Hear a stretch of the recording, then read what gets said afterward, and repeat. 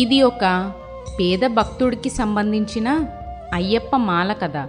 ఇది 1980 దశకంలో జరిగిన కథ. ఇది గోదావరి జిల్లాలలోని ఒక మారుమూల పల్లెటూరు చెయ్యేరు గ్రామం. పచ్చని పొలాలు, మట్టి రోడ్లు, సాయంత్రం ఇంటి అరుగుల మీద కూర్చుని ఉన్న పెద్దవాళ్ళు, ఆటపాటలతో పిల్లవాళ్ళు. ఆ చిన్న ఊర్లో ఒక పేద ఇల్లు ఉంది.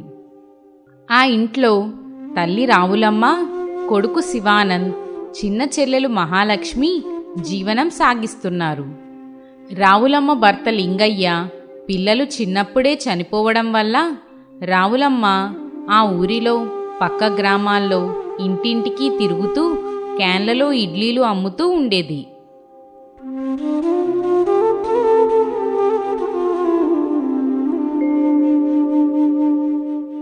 లింగయ్య చనిపోయే సమయానికి వారికి అప్పులు మిగలడంతో రావులమ్మ అప్పులు తీరుస్తూ పిల్లలను ఆ ఊరి ప్రభుత్వ పాఠశాలలో చదివిస్తూ ఉండేది. రావులమ్మకి ఒక కోరిక ఉండేది.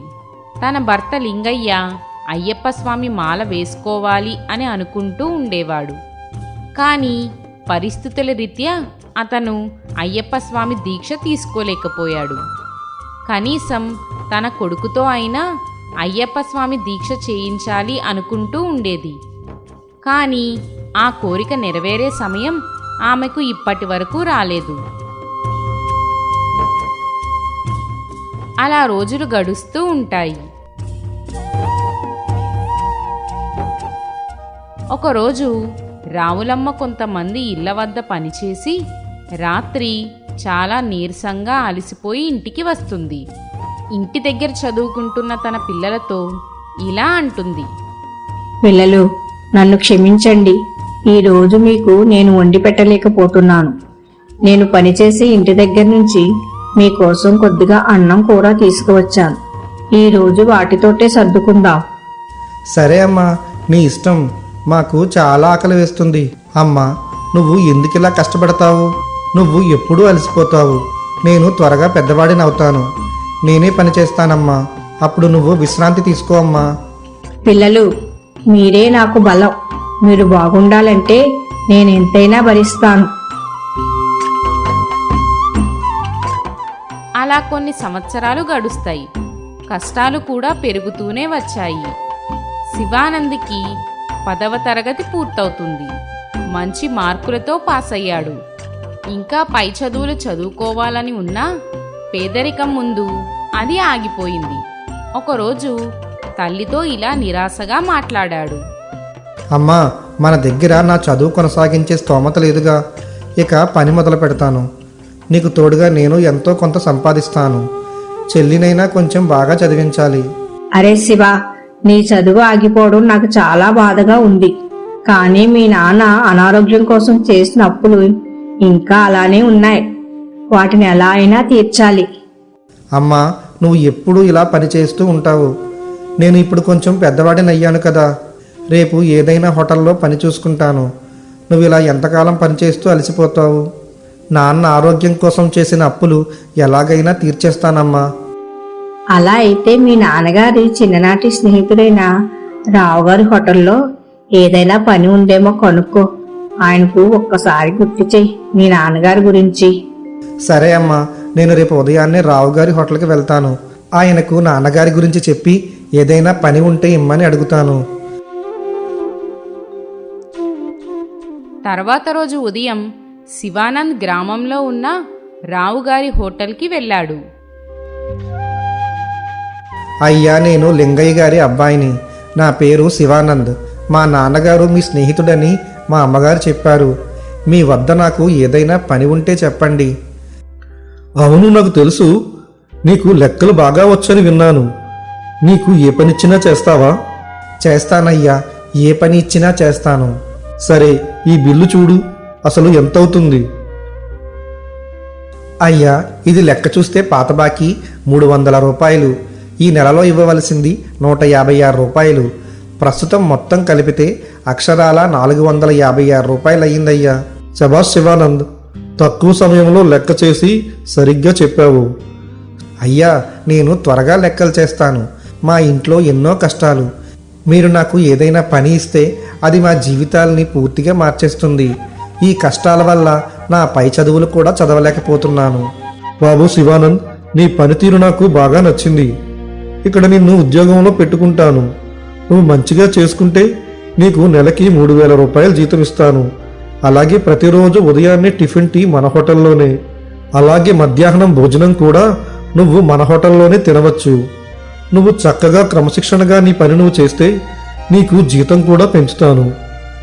నీ పని క్యాష్ కౌంటర్లో కూర్చోవడం, అలాగే మన హోటల్కి వచ్చిన కస్టమర్స్కి ఏమేం కావాలో చూసుకోవడం. అయ్యా, మీరు నాకు ఈ ఉద్యోగం ఇచ్చి చాలా మేలు చేశారు.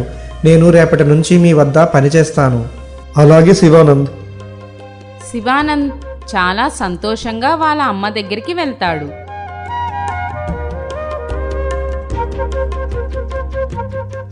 అమ్మా, నువ్వింకా కష్టపడవద్దు. నీ ఆరోగ్యం కూడా బాగోలేదు కదా. నేను ఇప్పుడే రావుగారి హోటల్లో ఉద్యోగంలో చేరాను. నేను రేపటి నుంచే పనిలోకి వెళ్తాను. రావుగారు నాకు 3,000 రూపాయలు జీతం ఇస్తాను అన్నారు. మన అప్పులు కూడా నేను త్వరగా తీర్చేస్తాను. అమ్మ, ఎన్నాళ్ల నుంచో నువ్వు కష్టపడ్డావు కదా.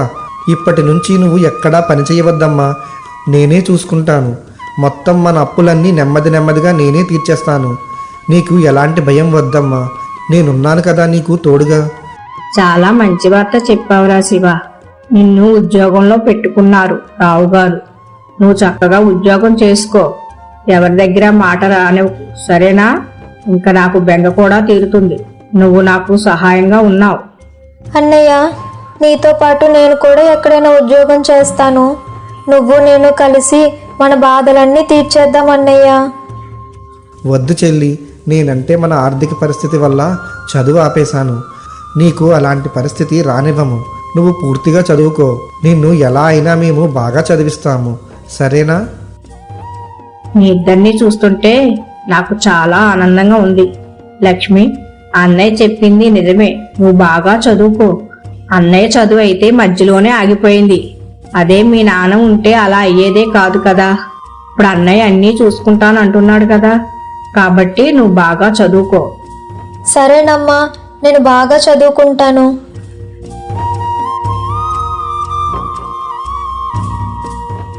తర్వాత రోజు ఉదయాన్నే శివానంద్ రావుగారి హోటల్కి బయలుదేరి వెళ్తాడు. ఏంటి శివానంద్, తెల్లవారకుండానే వచ్చేసావు హోటల్కి? మీరు త్వరగా హోటల్ తీస్తారని వచ్చేసానండి. త్వరగా వస్తే నా పని కూడా చాలా తేలికైపోతుందని వచ్చేసానండి. బాబు శివానంద్, అదే నువ్వు కూర్చోవలసిన టేబుల్. మన హోటల్కి వచ్చేవారి దగ్గర ఎంత తీసుకుంటున్నావో, ఎంత తిరిగి ఇస్తున్నావో మొత్తం లెక్కగా రాసి ఉంచు ప్రతిరోజు. అలాగే అయ్యా. శివానంద్ అలా హోటల్లో రోజంతా పనిచేసుకుని రాత్రికి ఇంటికి వెళ్తాడు. తన తల్లి ఆరోగ్యం కాస్త బాగోకపోవడంతో వాళ్ళ అమ్మని ఏ పని చేయొద్దని చెప్పి ఇంట్లోనే విశ్రాంతి తీసుకోమంటారు. అలా కొన్ని రోజులు గడుస్తూ ఉంటాయి. శివానంద్కి వచ్చిన జీతం వడ్డీలు కట్టడానికే సరిపోతుంది. ఇంట్లో ఖర్చులకి కూడా సరిపోవు. తల్లికి వచ్చే పింఛన్ డబ్బులతో సరిపెట్టుకుంటూ ఉంటారు. అలా కొన్ని సంవత్సరాల తర్వాత కొద్దిగా అప్పుల భారం తీరుస్తూ వస్తాడు శివానంద్. అలాగే తన చెల్లి చదువుకోవడం పూర్తవుతుంది. ఒకరోజు ఆ ఊరి పూజారి గారు శివానంద్ ఇంటికి వస్తారు. తన చెల్లెలికి ఒక మంచి పెళ్లి సంబంధం వస్తుంది. పక్క ఊరిలో తెలిసిన సంబంధం. గోపాల్ అనే ఒక మంచి అబ్బాయి ఉన్నాడు. వ్యాపారం చేసుకుంటున్నాడు. వారికి సొంతంగా ఒక ఇల్లు కూడా ఉంది. తల్లిదండ్రులు మంచివాళ్లే. ఒక కొడుకు కూతురు మాత్రమే వాళ్ళకి సంతానం. నాకెందుకో లక్ష్మికైతే బాగుంటుందని అనిపిస్తుంది. మీరేమంటారు? వాళ్ళు కొద్దిపాటి ఆడపడుచు కట్నం మాత్రమే అడుగుతున్నారు. వివాహం బాగా జరిపిస్తే చాలని అంటున్నారు. ఒకసారి ఆలోచించి చెప్పండి. మీకు ఒకవేళ ఇష్టమంటే నేను వెళ్ళి పెళ్లి వాళ్ళకి చెప్తాను. ఒకరోజు రాత్రి శివానంద్, తన చెల్లి, అమ్మ ముగ్గురూ కలిసి ఇలా మాట్లాడుకుంటూ ఉంటారు. అన్నయ్య, నాకిప్పుడెందుకు పెళ్ళి? ఇప్పుడే కదా నా చదువు పూర్తయింది.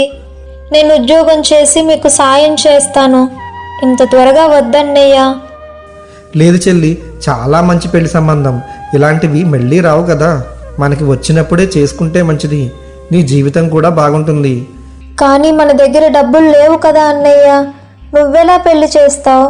ఇప్పటికే మనకి చాలా అప్పులున్నాయి కదా. అవన్నీ నేను చూసుకుంటాను చెల్లి. నీకు ఇష్టమైతే చెప్పు, పిలుస్తాను వాళ్ళని ఇంటికి. మీ ఇష్టం అన్నయ్య. మీకు ఎలా నచ్చితే అలా చేయండి. సరే అయితే అమ్మా, వాళ్ళని రమ్మని పంతులు గారికి నేను చెప్తాను. ఇక అందరికీ నచ్చడంతో పెళ్లికి సరే అనుకుంటారు. కట్నం డబ్బులు సరిపోక శివానంద్ అయోమయం అవుతూ ఉంటాడు. ఏమైంది? ఉదయం నుండి చూస్తున్నాను, చాలా ఆందోళనగా ఉన్నావు. అయ్యా, నా చెల్లికి పెళ్లి కుదిరింది. ఆ విషయం మీకు తెలుసు కదా. కానీ కొద్ది మొత్తంలో ఆడపడుచు కట్నం, అలాగే పెళ్లి బాగా చేయమని అడుగుతున్నారు. కానీ చాలా మంచి సంబంధం. మరి నీకు అన్ని డబ్బులు సమకూరాయా? లేదయ్యా, దానికోసమే ఆలోచిస్తూ ఉన్నాను. ఎవరి దగ్గరైనా అప్పు తీసుకుందామని. కానీ తెలియట్లేదు ఎవరిని అడగాలో. కానీ మమ్మల్ని నమ్మి మాకు ఎవరు డబ్బులు ఇస్తారు? సరే అయితే నీకు ఎంత డబ్బు కావాలో చెప్పు. నేను నాకు తెలిసిన వాళ్ళని అడిగి చూస్తాను నీకు అప్పుగా ఇప్పించడానికి. చాలా కృతజ్ఞతలయ్యా. మీరు నిజంగా నన్ను ఎంతో ఆదుకుంటున్నారు. మా చెల్లి పెళ్లికి ఒక 50,000 దాకా ఖర్చు అవుతుంది. సరే అయితే నేను అతనిని అడిగి నీకు రేపు చెప్తాను. తర్వాత రోజు రావుగారు శివానంద్కి 50,000 రూపాయలు అప్పుగా ఇప్పిస్తారు. నువ్వు ప్రతి నెల ఇతనికి 500 రూపాయలు వడ్డీ కట్టేయాలి, మర్చిపోకు. నీ మీద నమ్మకంతో, మీ నాన్నగారి మీద ఉన్న అభిమానంతో నీకు ఈ డబ్బులు ఇప్పిస్తున్నాను. సరే అయ్యా, నేను మీ దగ్గరే పనిచేస్తాను కదా. మీరు నా జీతం డబ్బుల నుంచి వడ్డీ డబ్బులు ఇచ్చేయండి. మరి ఏం పర్వాలేదు. అందరి సమక్షంలో తన చెల్లి పెళ్లిని ఘనంగా జరిపిస్తాడు. అన్నయ్య, నా పెళ్ళి ఎంత బాగా చేశావు. ఇప్పుడు నేను పెళ్లి చేసుకున్న దానికన్నా ఈ పెళ్లి కోసం నువ్వు చేసిన అప్పులన్నీ ఎలా తీరుస్తావో అనే బాధగా ఉందన్నయ్య. నువ్వేం బాధపడకే చెల్లి, మొత్తం నేను చూసుకుంటాను కదా. నువ్వు సంతోషంగా ఉండు. అంతకన్నా నాకు ఏం కావాలి చెప్పు. ఇది చాలా మంచి సంబంధం కదా. నీకెలాంటి అవసరం వచ్చినా నాకు వెంటనే కబురు పంపు. నిన్ను బావగారు బాగా చూసుకుంటారు.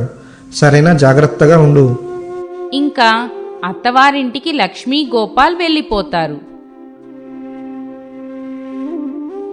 తర్వాత రాములమ్మ ఆరోగ్యం ఇంకాస్త క్షీణిస్తుంది. శివానంద్కి ఏం చేయాలో అర్థం కాదు. వాళ్ళ అమ్మకు వచ్చిన పింఛన్ డబ్బులతో తన మందులకి, శివానంద్కి జీతంగా వచ్చిన డబ్బులతో వడ్డీలు కట్టడమే సరిపోయేది. శివానంద్ పనిచేస్తున్న రావుగారి హోటల్కి రోజూ కొంతమంది అయ్యప్ప దీక్ష తీసుకుని భక్తులు వచ్చి అల్పాహారం తీసుకుని వెళ్ళిపోతూ ఉండేవారు. ఇదంతా శివానంద్ గమనిస్తూ ఉండేవాడు. అలా 2 సంవత్సరాలు గడిచిపోతాయి.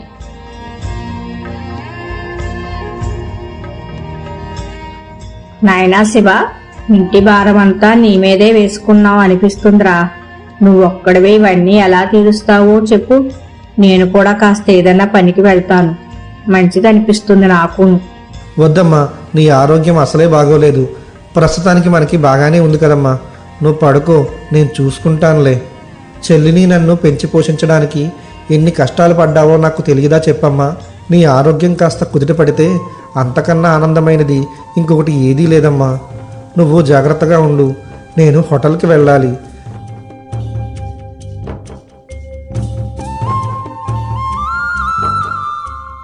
తన పాఠశాల మిత్రుడు అయినటువంటి కృష్ణ ఉన్నత విద్య కోసం పట్నానికి వెళ్ళి కొన్ని సంవత్సరాల తర్వాత తిరిగి వస్తాడు.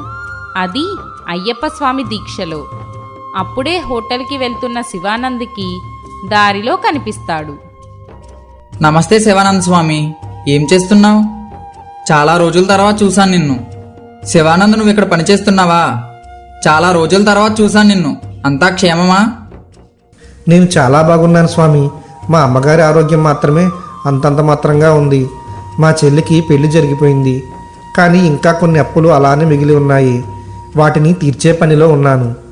ఇక్కడే రావుగారి హోటల్లో పనిచేస్తున్నాను.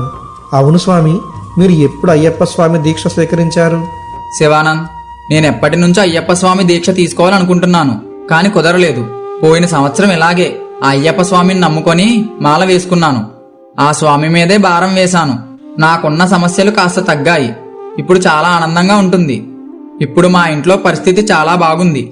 ఇప్పుడు నా మనసు చాలా ప్రశాంతంగా ఉంటుంది. నా మనసు ఎలాంటి చెడలవాట్ల వైపు మళ్ళడం లేదు. కుటుంబం, దైవారాధన ఇలాంటి వాటి మీద నా మనసు ఇప్పుడు నిమగ్నమై ఉంటుంది.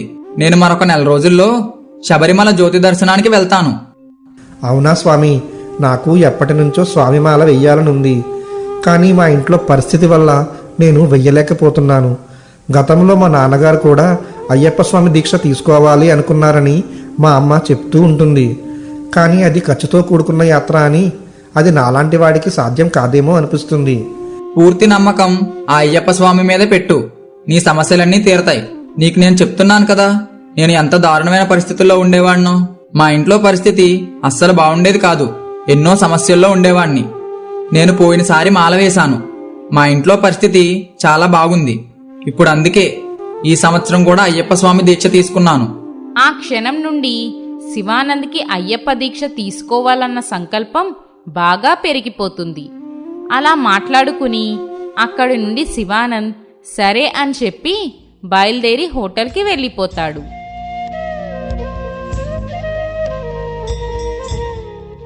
ఆ రోజు హోటల్కి శివానంద్కి అప్పు ఇచ్చిన వ్యక్తి వస్తాడు. ఏంటయ్యా శివానంద్, ప్రతి నెల వడ్డీ కడుతున్నా కానీ అసలు డబ్బులు ఎప్పుడిస్తావు చెప్పు. ఇప్పటికీ 2 సంవత్సరాలు అయిపోయింది నువ్వు డబ్బులు తీసుకొని. ఇప్పటి వరకు నువ్వు అసలు డబ్బులే ఇవ్వలేదు. ఇంకెప్పుడిస్తావు? అయ్యా ఇచ్చేస్తాను. కాస్త ఇబ్బందిగా ఉండడం వల్ల అవ్వట్లేదు. మీ అసలు డబ్బు త్వరలోనే తిరిగి ఇచ్చేస్తాను. నన్ను నమ్మండి, కొంచెం సమయం ఇవ్వండి. మా చెల్లి పెళ్లి కోసం సాయం చేశారు. మీ సహాయం ఎప్పటికీ మర్చిపోలేను. నాకు డబ్బులతో అవసరం ఉంది, అందుకే అడుగుతున్నాను. ఎప్పుడిస్తావు నాకు డబ్బులు? శివానంద్ దగ్గర కాస్త డబ్బులు ఇబ్బందిగా ఉండడం వల్ల ఇవ్వలేకపోతున్నాడు. నా దగ్గర ఎంతో నమ్మకంగా ఎన్నో సంవత్సరాల నుంచి చేస్తున్నాడు. ఎలాగైనా మీ డబ్బులు మీకు ఇచ్చేస్తాడు, నాది హామీ. ఒకవేళ అతను ఇవ్వకపోతే నేనిస్తాను. 2 సంవత్సరాలు అయింది కదా, కాస్త డబ్బులు అవసరం వచ్చి అడిగాను రావు గారు. ఇంట్లో చెల్లి పెళ్లి వల్ల, వాళ్ళ అమ్మ ఆరోగ్యం బాగోలేకపోవడం వల్ల నీ అసలు డబ్బు తిరిగి ఇవ్వడం కొంచెం ఆలస్యం అవుతున్న మాట వాస్తవమే. కానీ శివానంద్ ఎప్పుడూ నీ వడ్డీ డబ్బులు ఆపలేదు కదా. నీ అసలు డబ్బులు కూడా త్వరలోనే ఇచ్చేస్తాడు, నాది హామీ. అతను ఇవ్వలేకపోతే నేనిస్తాను, సరేనా? నువ్వేం భయపడకు. వడ్డీ వ్యాపారస్తుడికి రావుగారు సమాధానం చెప్పడంతో ఎంతో సంతోషపడిపోతాడు. రావుగారు అతనికి నచ్చ చెప్పడం విని శివానంద్ ఎంతో సంతోషపడి కృతజ్ఞతగా చూస్తాడు. అలా కొన్ని రోజులు గడుస్తాయి. దసరా తర్వాత రోజులు. కొంతమంది అయ్యప్ప స్వాములు హోటల్కి వచ్చి అల్పాహారం తింటూ ఉంటారు. అక్కడికి వచ్చిన ఒక గ్రామస్తుడితో స్వాములు ఇలా మాట్లాడుతూ ఉంటారు. స్వామి, అయ్యప్ప స్వామి దీక్ష 41 రోజులు చేస్తే జీవితం మారిపోతుంది. నల్లని బట్టలు వేసుకొని, తులసిమాల వేసుకొని రోజు పూజ చేస్తూ ఉండాలి. అయ్యప్ప స్వామిని ధ్యానిస్తూ ఉండాలి. అవును స్వామి, నేను ఎన్నో కష్టాలు పడ్డాను. అప్పులు, ఆరోగ్య సమస్యలు. అయ్యప్ప స్వామి దీక్ష చేసిన తర్వాత నా జీవితం మారిపోయింది. అప్పులు తీరాయి. కుటుంబం సంతోషంగా ఉంది. అయ్యప్ప స్వామి భక్తుడు నిజాయితీ, నియమం, భక్తి కలవాడై ఉండాలి. దీక్ష ప్రారంభించిన నాటి నుండి దీక్ష విరమించే వరకు ప్రతిక్షణం స్వామి స్మరణలోనే ఉండాలి. మనసులో పవిత్రత, ఆలోచనలో స్వచ్ఛత ఉండాలి. కోపం, అబద్ధం, ద్వేషం, మద్యం, మాంసాహారం ఇవన్నీ పూర్తిగా దూరంగా ఉంచాలి. ఇతరులకు సహాయం చేయడం, దయతో వ్యవహరించడం అయ్యప్ప భక్తుని ప్రధాన గుణం. సాదాసీదా జీవితం, శుభ్రమైన వేషధారణ, నల్లని బట్టలు ధరించడం ఈ దీక్షలో ముఖ్యమైనవి. అయ్యప్ప స్వామి భక్తుడు అవ్వడం అంటే మాల వేసుకోవడమే కాదు. మన మనసు, మన ఆలోచనలు, మన పనులు ఇవన్నీ స్వామి మార్గంలో ఉండాలి. ఇతరులకు సహాయం చేయడం, కోపం వదిలేయడం, మంచి మాటలు మాట్లాడడం ఇవన్నీ స్వామికి పూజే అవుతాయి. నేను పేదవాణ్ణి. అయ్యప్ప స్వామి దీక్ష తీసుకొని ఇరుముడి కట్టి శబరిమల వెళ్ళాను. ఆయన అనుగ్రహం వల్ల నా జీవితం మారింది. స్వామి, మీ మాటలు విని నా మనసు కదిలిపోతుంది. నాకు కూడా అయ్యప్ప స్వామి దీక్ష తీసుకోవాలి అనిపిస్తుంది. మీరు ఎలా మొదలుపెట్టారు? శివానంద్, నువ్వు పేదవాడివి కదా. అయ్యప్ప స్వామి పేదవారికి సహాయం చేస్తాడు. మనసు నిండా భక్తి ఉంచు. మనసారా అయ్యప్ప స్వామిని ధ్యానించు. నీ కోరిక ఆయనే తీరుస్తాడు. నీ శబరిమల యాత్ర సవ్యంగా సాగేలా ఆయనే చూసుకుంటాడు. ఇంకా ఆ రోజు నుండి మొదలు శివానంద్కి అయ్యప్ప స్వామి దీక్ష ఎలా అయినా తీసుకోవాలి అని బలంగా నిర్ణయించుకుంటాడు. అయ్యప్ప స్వామిపై భక్తి ఉన్నా తన అమ్మ ఆరోగ్య సమస్యల వల్ల తనపై ఉన్న అప్పుల భారంతో మాల వేసుకోలేను అని అనుకుంటాడు.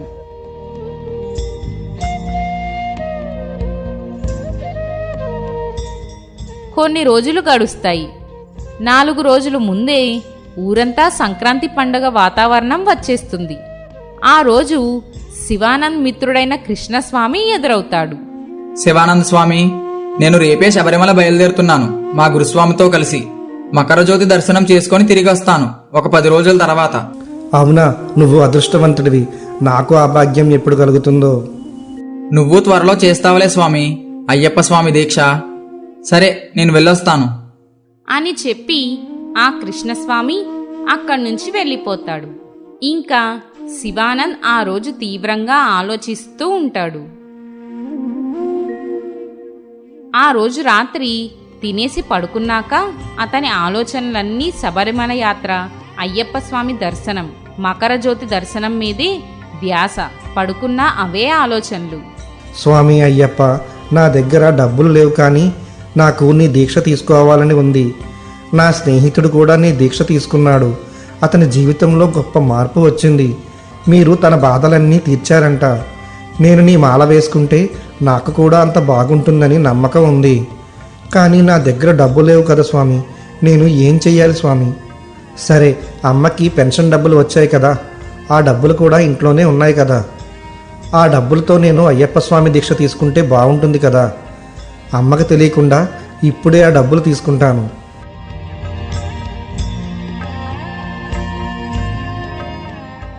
తన తల్లి మందుల కోసం దాచుకున్న పెన్షన్ డబ్బులు తీసుకుని శివానంద్ అయ్యప్ప స్వామి మాల తీసుకున్నాడా?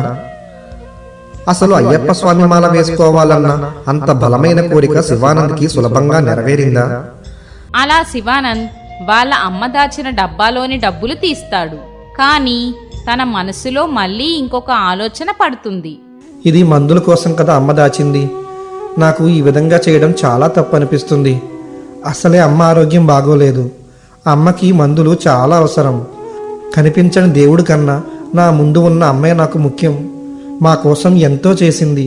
నేను ఈ డబ్బులతో దీక్ష తీసుకున్నా నన్ను ఆ దేవుడు క్షమించడు అని అనుకుని తాను చేసిన తప్పుకి బాధపడుతూ తిరిగి డబ్బులు అక్కడే ఉంచేస్తాడు. అర్ధరాత్రి వేళ ఇంకా నిద్ర పట్టక బయటకి వచ్చి అరుగు మీద కూర్చుని బాధపడుతూ ఉంటాడు. ఎందుకు స్వామి నన్ను ఇలాంటి పరిస్థితుల్లో పెట్టావు? కనీసం నీ దీక్ష తీసుకునే భాగ్యమైనా నాకు ఇవ్వవచ్చు కదా. తనలో తాను బాధపడుతూ ఒంటరిగా కూర్చుని ఉంటాడు. అతనికి ఎక్కడ చూసినా జ్యోతి స్వరూపాలే కనిపిస్తూ ఉంటాయి.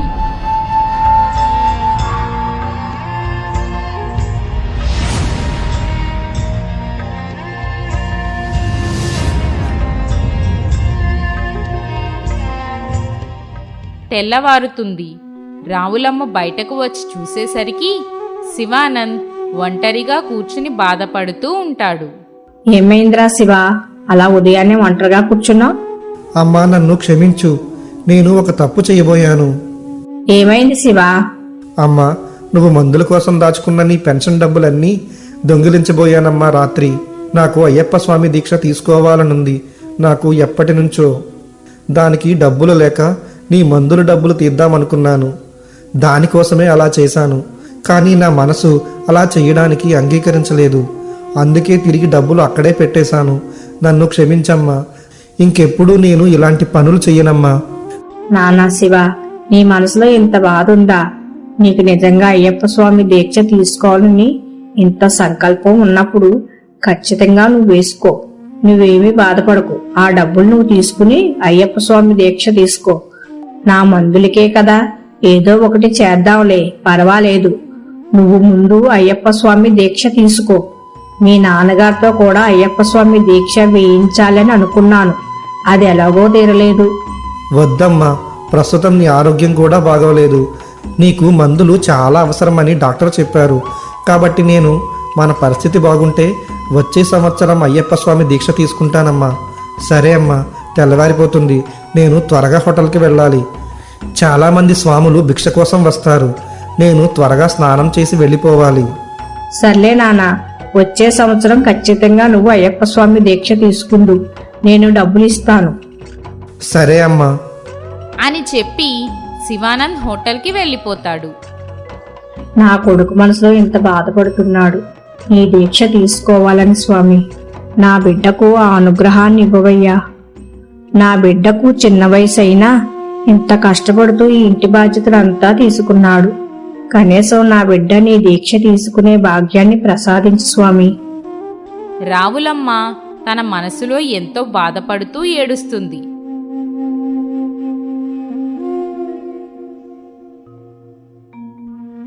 శివానంద్ హోటల్కి వెళ్తున్నప్పుడు అతనికి దారిలో ఒక ఆలోచన వస్తుంది. నాలాగే ఎంతోమంది పేదవాళ్ళు అయ్యప్ప స్వామి దీక్ష తీసుకుంటూ ఉంటారు కదా. నేను నా స్తోమత కొద్దీ కనీసం ఒక్క స్వామికైనా నా తరపు నుంచి భిక్ష అందించాలి ఈ రోజు నుంచి అని అనుకుని హోటల్కి వెళ్ళి రావు గారితో ఇలా అంటాడు. అయ్యా, నేను అయ్యప్ప స్వామి దీక్ష తీసుకోవాలి అనుకున్నాను, కానీ నాకు అది సాధ్యపడని విషయం. కాబట్టి నేను అయ్యప్ప స్వామి దీక్ష చేస్తున్న ఒక్క స్వామికైనా నా తరపున ఉచితంగా భిక్ష ఇవ్వాలి అనుకుంటున్నాను. కాబట్టి నా జీతం డబ్బుల్లో నుండి అవి తగ్గించి నాకు ఇవ్వండి. చాలా మంచి పని చేస్తున్నావు శివానంద్. నేను నీ జీతంలో నుంచి తీసుకోకుండా నీకు పూర్తి జీతం ఇవ్వగలను. కానీ నీకు ఆ పుణ్యం దక్కాలని నేను ఆ భిక్షకు అయ్యే ఖర్చును నీ జీతం నుండి తీసివేసి నీకు జీతం ఇస్తాను. చాలా సంతోషమయ్య గారు అని చెప్పి తన పనిలోకి వెళ్ళిపోతాడు. ఆ రోజు అలా గడిచిపోతూ ఉంటుంది. కానీ ఆ రోజు అప్పటికే ఉదయాన్నే స్వాములు వచ్చి భిక్ష తీసుకుని వెళ్ళిపోతారు. సాయంత్రం హోటల్ మూసేస్తున్నారు అనే సమయానికి ఒక వృద్ధుడు స్వామిమాలలో వచ్చి, అయ్యా, నేను అయ్యప్ప దీక్ష తీసుకున్నాను. అయ్యప్ప స్వామి దీక్ష తీసుకోవాలని నాకు ఎప్పటి నుండో కోరిక. నాకు భిక్ష ఎవ్వరూ సంతృప్తిగా పెట్టడం లేదు. మీరు నాకు భిక్ష పెడతారా? ఇలా అయ్యప్ప స్వామి దీక్ష తీసుకోవాలని నాకు ఎన్నో సంవత్సరాల నుండి ఉన్న కోరిక, అది ఇన్నాళ్లకు తీరింది అని అడుగుతాడు. శివానంద్కి పట్టలేని సంతోషంతో ఆ వృద్ధుడితో ఇలా అంటాడు. నాకన్నా మీరే చాలా ధైర్యవంతులు. ఎందుకంటే నేను కాస్తో కూస్తో సంపాదిస్తున్నా నేను అయ్యప్ప స్వామి మాల వేసుకునే ధైర్యం నాకు రాలేదు. మీరు చక్కగా అయ్యప్ప స్వామి దీక్ష తీసుకున్నారు. మీకోసం తప్పకుండా మంచి భిక్ష పెడతాను. అది నా భాగ్యంగా భావిస్తాను. మీరు కొంతసేపు ఇక్కడ కూర్చోండి అని చెప్పి శివానంద్ లోపలికి వెళ్ళి అప్పటికప్పుడు కొన్ని పదార్థాలు తయారు చేసి ఆ వృద్ధుడికి ఇస్తాడు.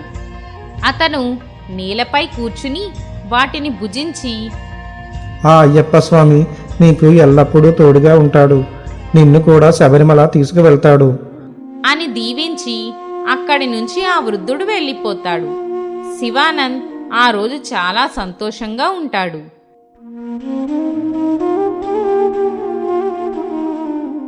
అలా ఇంటికి వెళ్ళిపోతాడు. శివానంద్ ఆ రోజు రాత్రి జరిగిందంతా వాళ్ళ అమ్మకి చెప్తాడు.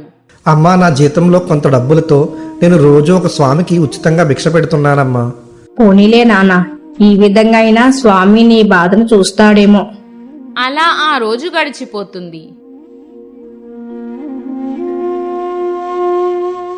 తర్వాత రోజు మరలా హోటల్లో పనిచేస్తుండగా మధ్యాహ్నం సమయంలో ఒక 20 ఏళ్ల యువకుడు స్వామిమాలలో వచ్చి, శివానంద్ అంటే మీరేనా స్వామి? మీరు ఇక్కడ ఉచితంగా భిక్ష పెడుతున్నారని విన్నాను. నిన్న నాకు మా గురుస్వామి చెప్పారు. నేను ఈరోజు మీ దగ్గర భిక్ష తీసుకుందామని వచ్చాను. మీకు వీలైతే నాకు భిక్ష పెట్టండి. అయ్యో, అవునా స్వామి? అయితే నిన్న వచ్చింది మీ గురుస్వామినా? అవును, ఆయన మా గురుస్వామి. పాపం ఆయనే తన వద్ద తినడానికి కూడా లేదని చెప్పారు. అయ్యప్ప స్వామి దీక్ష మొదటిసారి తీసుకున్నానని చెప్పారు. మీరు ఆయన దగ్గర శిష్యరికం చేస్తున్నారా? ఆయన అలాగే చెప్తారు. ఆయన అంతే. నీ దగ్గర భిక్ష తీసుకోవాలని వచ్చారు. భిక్ష తీసుకొని వెళ్లారు. ఏంటో నాకు అంతా అయోమయంగా ఉంది. సరే, మీరు కొద్దిసేపు వేచి ఉండండి, నేను మీకు భిక్ష తీసుకుని వస్తాను అని చెప్పి వంటశాలలోకి వెళ్ళి భిక్ష తీసుకుని వచ్చి ఆ స్వామికి పెడతాడు. ఆ స్వామి ఆ భిక్షను స్వీకరించి ఇలా అంటాడు: చాలా మంచి సాత్వికమైన భిక్ష పెట్టారు. మీకు చాలా ధన్యవాదాలు. మా గురువుగారు చెప్పినట్లు చాలా అద్భుతంగా ఉంది. మీకు అయ్యప్ప స్వామి కరుణ ఎల్లప్పుడూ ఉంటుంది. మీ ఆశీర్వాదం ఫలించి నేను కూడా వచ్చే సంవత్సరానికల్లా ఆ అయ్యప్ప స్వామి దీక్ష తీసుకోవాలి. మీ కోరిక నెరవేరాలని నేను మనస్ఫూర్తిగా ఆ శబరిమల అయ్యప్పని కోరుకుంటున్నాను అని చెప్పి ఆ యువకుడు అక్కడి నుంచి వెళ్ళిపోతాడు.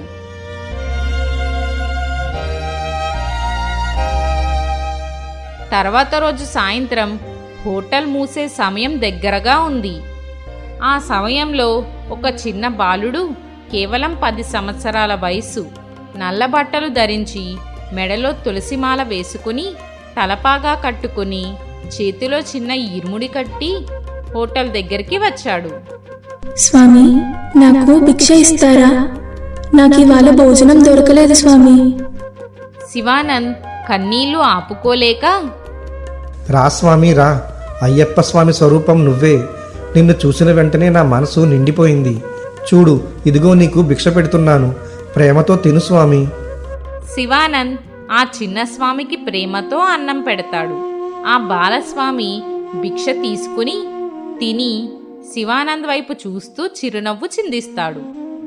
శివనందన్ స్వామి, నువ్వు ఇచ్చిన ఈ భిక్ష స్వయంగా అయ్యప్ప స్వామికి పెట్టిన భిక్షతో సమానం. త్వరలోనే స్వామి నీ కోరిక నెరవేరుస్తాడు. వచ్చే సంవత్సరం నువ్వే దీక్ష వేసుకుని శబరిమల యాత్ర చేస్తావు స్వామి. స్వామియే శరణమయ్యప్ప. ఆ చిన్న స్వామి భిక్ష తీసుకుని అక్కడి నుంచి నడుస్తూ వెళ్ళిపోతాడు. అక్కడి నుండి అలా ఊరిలో ఎవరు వచ్చినా ఆ సంవత్సరం భిక్ష పెడుతూ ఆనందాన్ని పొందుతూ ఉండేవాడు. శివానంద్ ఆ సంఘటనతో మనసులో శాంతి పొందుతాడు. ఒకరోజు రాత్రి గాఢ నిద్రలో ఉన్నప్పుడు కలలో శబరిమల అయ్యప్ప స్వామి ప్రత్యక్షమవుతారు. శివానంద, నీ మనసు పవిత్రం. నువ్వు ఇతరుల కోసం చేసిన భిక్ష, ఇతరుల కోసం చేసిన త్యాగం, అదే నీ దీక్ష, అదే నీ యాత్ర. వచ్చే సంవత్సరం నేను నిన్ను పిలుస్తాను. నీవే మాల వేసుకుని శబరిమల యాత్ర చెయ్యి. నీ జీవితం మారిపోతుంది. ఆ కల నుండి మెలకువ వచ్చేసరికి శివానంద్ కళ్ళల్లో కన్నీళ్లు, గుండె నిండా భక్తి ఉప్పొంగిపోతుంది.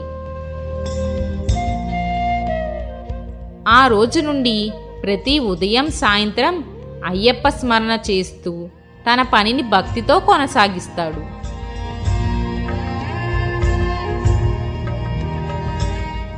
ఒక సంవత్సరం రోజులు గడిచిపోతాయి. అతని వద్ద ఏదో కొద్దిపాటి దాచిన ధనం మాత్రమే ఉంటుంది. కానీ అది అతను శబరిమల యాత్ర చేయడానికి సరిపోయినంత మాత్రమైతే కాదు. అప్పటికే ఊర్లో చాలామంది స్వాములు అయ్యప్ప దీక్ష తీసుకుని ఉంటారు. శివానంద్ ముఖంలో తెలియని ఆందోళన కనిపిస్తూ ఉంటుంది. ఒకరోజు అరుగు మీద కూర్చుని ఉన్నప్పుడు తన తల్లి వచ్చి, అర్థమైంది నీ బాధ. ఇదిగో నీ దీక్ష కోసం దాచిన డబ్బులు. వీటితో ఈ సంవత్సరం ఎట్టి పరిస్థితుల్లోనూ నువ్వు అయ్యప్ప స్వామి దీక్ష తీసుకో. నేను ఇంత మాత్రమే నీ కోసం పొదుపు చేయగలిగాను అని చెప్పి కొంచెం డబ్బులు ఇస్తుంది. శివానంద్ తర్వాత రోజు హోటల్కి వెళ్ళినప్పుడు ఇంకా గతంలో తాను భోజనం పెట్టిన ఆ వృద్ధస్వామి కూడా ఆ రోజు వచ్చి తన చేతిలో కొంత డబ్బులు ఇస్తాడు. శివానంద్ స్వామి, అయ్యప్ప పిలుపు వచ్చినప్పుడు ఆ భక్తుడిని ఎవ్వరూ ఆపలేరు. వెళ్ళిరా స్వామి. స్వామియే శరణమయ్యప్ప. నువ్వు దీక్ష వేస్తావని ఇదిగో ఈ కొద్దిపాటి ధనం నీ కోసం పొదుపు చేశాను. నువ్వు గత సంవత్సరం చాలా మందికి భిక్ష పెట్టావు. ఆ పుణ్యం నీకు వెనక్కి వస్తుంది అనుకో. ఈ డబ్బులు తీసుకొని అయ్యప్ప స్వామి దీక్ష తీసుకో అని రావుగారు అంటారు. ఆ క్షణం నుంచి శివానంద్ ఆనందానికి హద్దే ఉండదు. అప్పటి నుంచి 41 రోజులు అయ్యప్ప స్వామి దీక్ష తీసుకుంటాడు. 41 రోజులు ఎంతో నిష్ఠ నియమంతో భక్తి శ్రద్ధలతో అయ్యప్ప స్వామి దీక్ష చేస్తాడు. అనుక్షణం అయ్యప్ప స్వామిని తలుచుకుంటూ ఉంటాడు. రావులమ్మ ఆరోగ్యం క్షీణిస్తూ ఉంటుంది. తన అమ్మ ఆరోగ్యం కోసం తన యాత్ర చేయడానికి మరిన్ని అదనపు పనులు చేస్తూ ఉంటాడు. చివరకు తన దీక్ష ముగిసే సమయం ఆసన్నమవుతుంది. తన తల్లి ఆరోగ్యం బాగాలేదని ఆలోచిస్తూ ఉంటాడు. లేదు నాయనా, నువ్వు వెళ్ళిరా. ఆ అయ్యప్ప స్వామి నన్ను కాపాడుతూ ఉంటాడు. నువ్వు క్షేమంగా వెళ్ళిరా అని ధైర్యం చెప్పి శివానంద్ని శబరిమల యాత్రకు పంపిస్తుంది. యాత్రలో తల్లి గుర్తుకు వచ్చి ఏడుస్తాడు. ఎవ్వరూ తోడుగా లేని యాత్ర, కానీ మనసులో మాత్రం అయ్యప్ప స్వామి సాక్షాత్తుగా తోడుగా ఉన్నాడు అని భావిస్తూ ఉంటాడు. అలా పొడవైన పర్వత మార్గంలో అడుగడుగు నడుస్తూ భక్తి నిండిన మంత్రాలు జపిస్తూ చివరికి శబరిమల మెట్ల దగ్గరికి చేరుకుంటాడు. ఆహా స్వామి, ఎన్నాళ్ళకి ఈ దర్శన భాగ్యం నాకు లభించింది. నిన్ను కళ్ళారా చూడాలి అన్న కోరిక ఈ రోజుతో తీరిపోతుంది స్వామి. రోజంతా తినకుండానే అలసటతో తిరుగుతున్న స్వామి దర్శనం కోసం ఒక్క అడుగు వెనక్కి వేయలేదు. కానీ మెట్లు ఎక్కుతున్నప్పుడు ఒక్కసారిగా తల తిరుగుతుంది. ఇదేంటి స్వామి, కళ్ళు తిరుగుతున్నాయి. నన్ను రక్షించు స్వామి, నిన్ను చూసే భాగ్యం నాకు ఇవ్వు. అన్నంతలోనే శివానంద్ కింద పడిపోబోతున్నప్పుడు ఒక చిన్న స్వామి పరిగెత్తుకుంటూ వచ్చి పట్టుకుంటాడు. ఏమైంది స్వామి, పడిపోతున్నారు? రండి, నేనున్నాను. పై వరకు నేను తోడుగా వస్తాను. ఆ చిన్న స్వామి చేతిని పట్టుకుని శివానంద్ మెల్లగా పైకి ఎక్కుతాడు. చివరికి గర్భగుడి ముందు నిలబడి స్వామి దర్శనం పొందుతాడు. ఆహా అయ్యప్ప స్వామి, ఇంత దూరం నన్ను నడిపించింది మీరే కదా స్వామి. స్వామియే శరణమయ్యప్ప, స్వామియే శరణమయ్యప్ప. ఆనందంతో వెనక్కి తిరిగి చూస్తాడు. కానీ తనతో వచ్చిన చిన్న స్వామి కనిపించడు. ఆ చుట్టూ కేవలం వెలుగులు మాత్రమే. ఆ వెలుగుల మధ్య నుంచి ఒక దివ్య స్వరం వినిపిస్తుంది. శివానంద, నీ భక్తికి నేను పరవశించాను. నా దీక్ష తీసుకున్న భక్తులకు నాపై ఉన్న ఎంతో ప్రేమతో వారికి భిక్షనందించావు. మీ తల్లి దగ్గర డబ్బులు దొంగిలిస్తున్నప్పుడు ఎంతో బాధ్యాయుతంగా ఆలోచించావు. కానీ గత సంవత్సరం నువ్వు నా దగ్గరికి రాలేకపోయావు.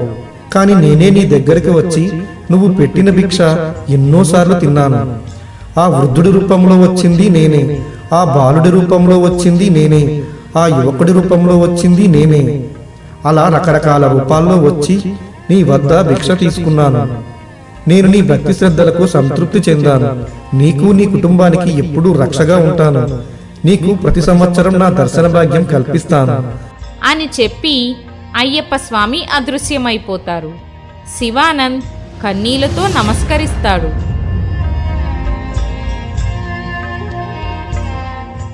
తర్వాత అయ్యప్ప స్వామి దీక్ష విరమించుకుని తన గ్రామానికి చేరుకుంటాడు. జరిగింది మొత్తం చెప్పి ఎంతో సంతోషపడిపోతాడు. తన తల్లి ఆరోగ్యం బాగుపడటంతో ఇంకా ఆనందపడిపోతాడు. ఎప్పటిలాగే హోటల్కి వెళ్తాడు. ఇంతకు ముందు కన్నా కాస్త అప్పు తీరుతుంది. కొన్ని వారాల తర్వాత శివానంద్, ఎప్పటి నుంచో నేను నిన్ను చూస్తున్నాను. నీకు వ్యాపారం పట్ల ఉన్న శ్రద్ధ, నీ పనితీరు నాకు ఎంతో నచ్చింది. నాకు వయసు మీద పడుతుంది. ఇంక నేను ఈ వ్యాపారాన్ని చేయలేకపోతున్నాను. నా కొడుకు పట్నంలో ఉండడం వల్ల నన్ను రమ్మని ఎప్పటినుంచో పిలుస్తున్నాడు. నేను అక్కడికి వెళ్దామని అనుకుంటున్నాను. ఇంకా ఈ వ్యాపారం పనులన్నీ నువ్వే చూసుకో. ఇప్పుడు నువ్వు నాకు డబ్బులు ఇవ్వలేవు కాబట్టి ఈ వ్యాపారం మొత్తం నువ్వే చూసుకొని కొన్నాళ్ల తర్వాత ఎంతో కొంత నాకు ఇవ్వు చాలు. ఈ వ్యాపారాన్ని పూర్తిగా నువ్వే చూసుకో. అయ్యా, ఈ వ్యాపారం నాకు ఇలా ఇచ్చేస్తే మీ అబ్బాయి ఏమనుకుంటారు? ఈ వ్యాపారం నేను చూసుకుంటాను, కానీ ఇది మీదే కాబట్టి ఎప్పటికైనా మీరే తీసుకోండి అయ్యా. ఈ వ్యాపారం వాళ్ళు చూసుకునే అంత టైం లేదు. వాళ్ళు ఉద్యోగాలు చేసుకుంటున్నారు. ఖాళీయే ఉండదు. కాబట్టి నేను ఇక్కడ ఉండి చూసుకుంటున్నాను. ఎప్పటి నుండో నన్ను పట్నం రమ్మంటున్నా నేను ఈ వ్యాపారం చూసుకొని ఇక్కడే ఉండిపోయాను. ఇప్పుడు నేను కూడా చేయలేకపోతున్నాను. అందుకే ఈ వ్యాపారం నీకు ఇచ్చేస్తున్నాను. నీ దగ్గర డబ్బులు ఉన్నప్పుడు నువ్వు ఇవ్వగలిగినంత ఇవ్వు చాలు. అయ్యా, మీ మేలు ఈ జన్మలో మర్చిపోలేను. నాకు ఎంతో సహాయం చేస్తున్నారు. తెలిసిన వాళ్ళ దగ్గర అడిగి నా చెల్లి పెళ్లిలో నన్ను ఆదుకున్నారు. అలాగే ఇప్పుడు మీ వ్యాపారాన్ని నాకు ఇచ్చి నన్ను ఆదుకుంటున్నారు. ఇప్పుడు నా సమస్యల్లో సగం తీరాయి, ఇంకా పూర్తిగా తీరిపోతాయనే నమ్మకం నాకు ఇచ్చారు. చాలా కృతజ్ఞతలయ్యా మీకు. ఇంకా శివానంద్ తన కృతజ్ఞతలు తెలుపుకొని అక్కడి నుంచి ఎంతో సంతోషంగా ఇంటికి వెళ్ళి తన తల్లికి చెప్తాడు.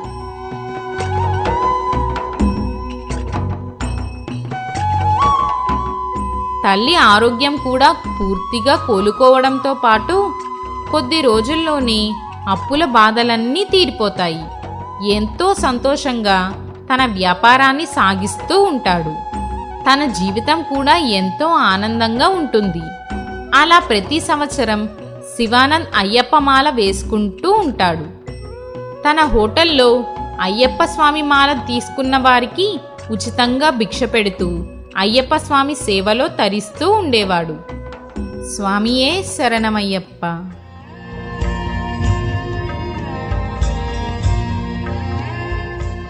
అయ్యప్పమాల మనకు క్రమశిక్షణ, సహనం, భక్తి అనే 3 దైవగుణాలు నేర్పుతుంది. అయ్యప్పమాల మనలోని చెడును కరిగించి మనసుని వెలుగులా మార్చే దీపం.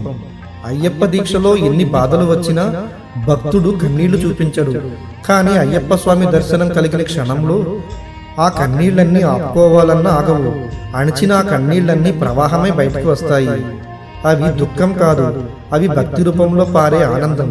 అది ప్రతి భక్తుడు అనుభవించే ఆత్మానందం. అయ్యప్ప దీక్షలో త్యాగం ఉంది, ఆ త్యాగంలో దైవం ఉంది. మాల వేసిన క్షణం నుండి ప్రతి భోజనం ప్రసాదం, ప్రతి మాట జపం, ప్రతి క్షణం సాధన. అయ్యప్ప మాల వేసిన వారు కష్టాల్లో ఏడవరు, ఎందుకంటే స్వామి నడిపిస్తున్నాడని అతను తెలుసుకున్నాడు.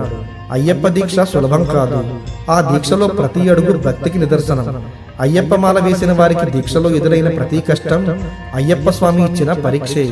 స్వామియే శరణమయ్యప్ప, హరిహరసుతనే శరణమయ్యప్ప. స్వామియే శరణమయ్యప్ప, హరిహరసుతనే శరణమయ్యప్ప. ఈ కథ మీకు నచ్చినట్టయితే స్వామియే శరణమయ్యప్ప, హరిహరసుతనే శరణమయ్యప్ప అని ఒక చిన్న కామెంట్ చేయండి.